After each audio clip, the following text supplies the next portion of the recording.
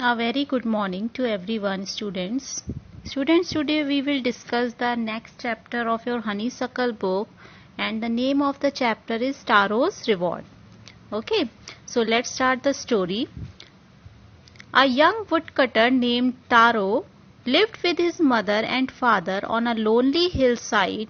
All day long he chopped wood in the forest. Though he worked very hard, he earned very little money.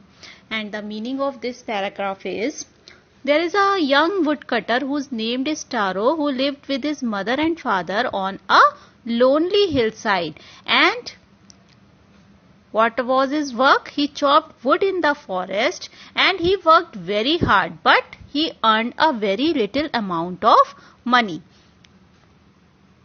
Next paragraph is, this made him sad. This made him sad, for he was a thoughtful son and wanted to give his old parents everything that needed. Okay, he was a very obedient son and he wanted to give his old parents whatever they needed.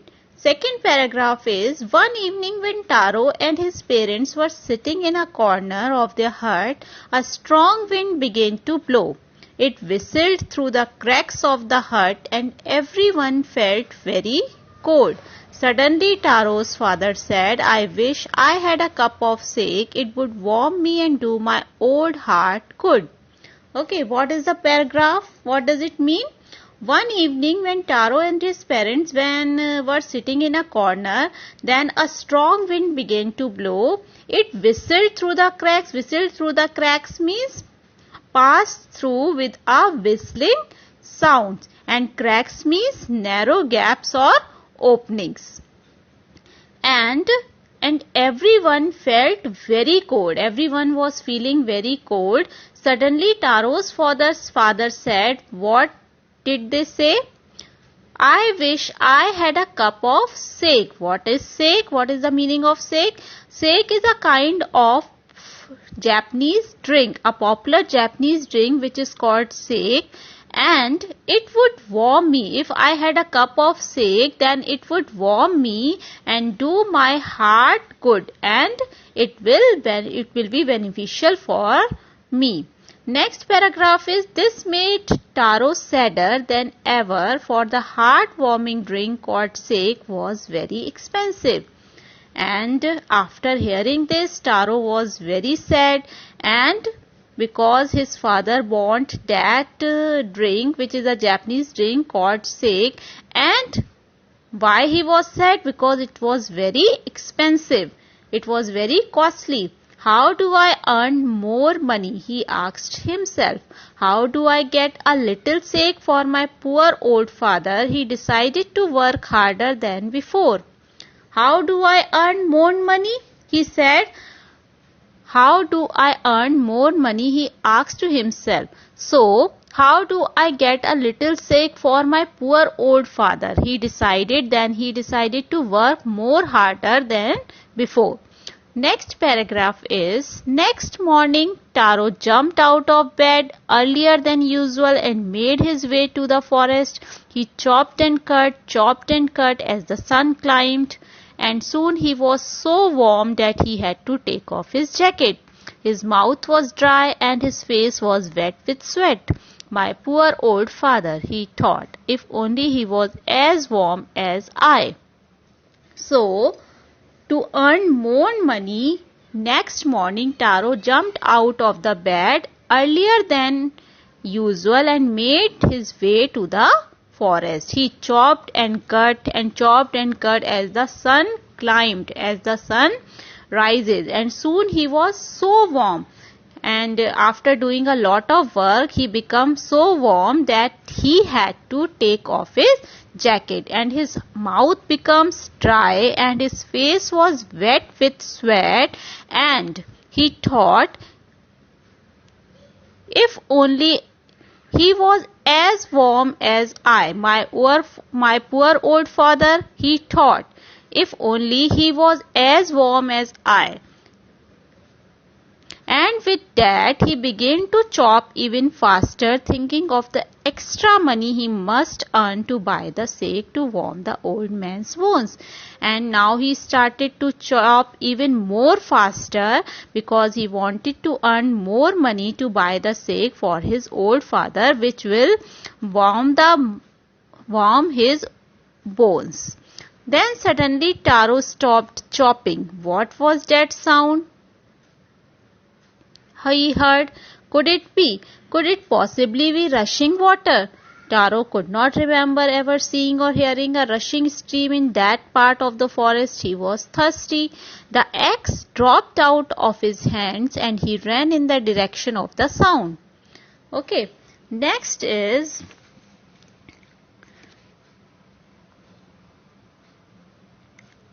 could it be possible be rushing water? If there any rushing water here?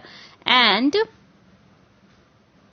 Taro could not remember even seeing or hearing a rushing stream in that part of the forest because he could not see any type of stream that running out of the forest. He was thirsty, he was very thirsty, and the axe which he had in his hand dropped out from his hands and he ran in the direction of the sound. Where the sound came, Taro saw a beautiful little waterfall hidden behind a rock. What he saw?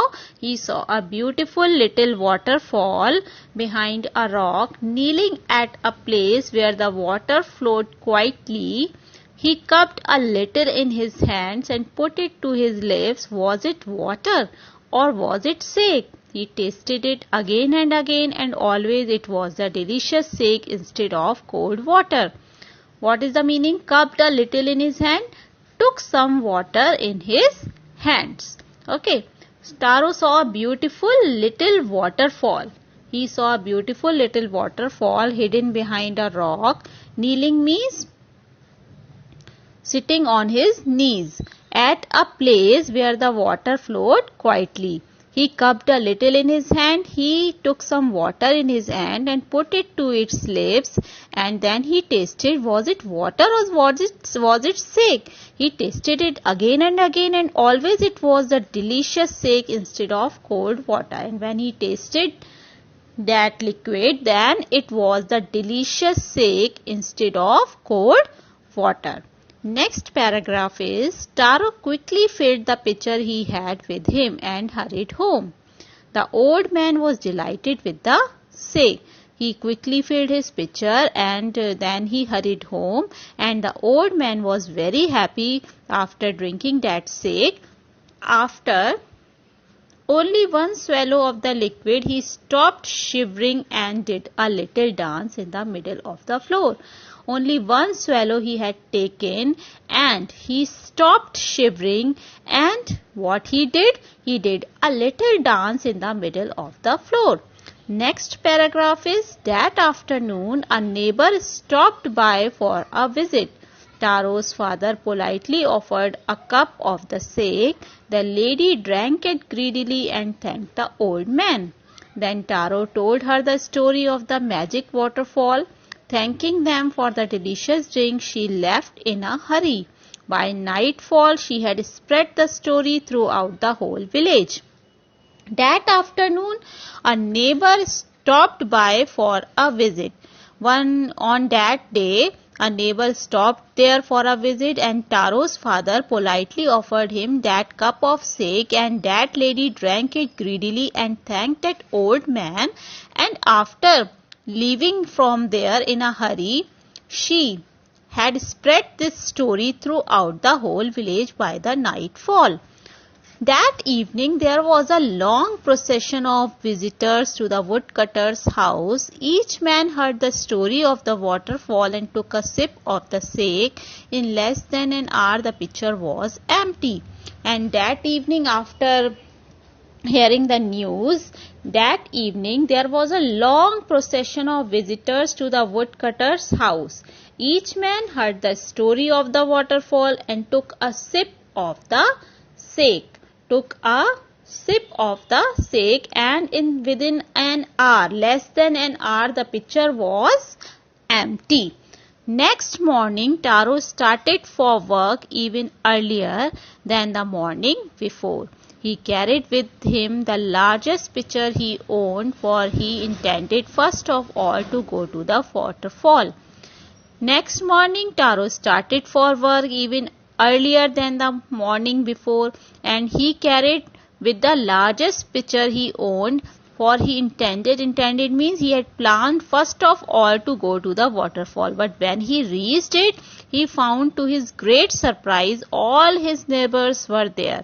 He saw all his neighbors were there, and they were carrying the pitchers, jars, buckets, anything they could find to hold the magic shake. Then one villager knelt and held his mouth under the waterfall to drink. Then one of the villager knelt there and held his mouth under the waterfall to drink. He drank again and then shouted angrily, water, nothing but water. Others also tried that water, but there was no shake, only a cold water. लेकिन वहाँ पर कोई भी shake नहीं था. There was only a cold water. We have been tricked, shouted the villagers. Where is Taro? Let us drown him in this waterfall. But Taro had been wise enough to slip behind a rock when he saw how things were going. He was nowhere to be found. All the visitors or neighbors said that we have been tricked. Tricked means deceived. We have been tricked. हमें धोखा दिया गया है. Shouted the villagers, where is Taro? Let us drown him in the waterfall. But Taro is very much wise enough to slip behind a rock. When he saw the things were going, he was nowhere to be found. Muttering their anger and disappointment, the villagers left the place one by one. Muttering means speaking unclearly. They all were in anger and disappointment, and they left the place one by one. Taro came out from his hiding place. Was it true? He wondered. Was the shake a dream? Once more he caught a little liquid in his hand and put it to his lips. After that again he caught a little liquid in his hand and put it to its lips. It was the same fine shake. It was not the cold water, it was the same fine shake when he had caught some little liquid in his hand and put it to his lips. To the thoughtful son, the magic waterfall gave the delicious shake. To everyone else, it gave only cold water. The magic waterfall gave the delicious shake to the thoughtful son only, not to everyone, and to everyone else it gave only cold water. So, what is the moral? So, that you should be thoughtful and obedient to your parents, and your parents had brought you to this world, and you should obey, and you should help your parents, you should obey your parents, and you should provide anything they needed, and to be the most lovable child of your parents. Okay students, thank you.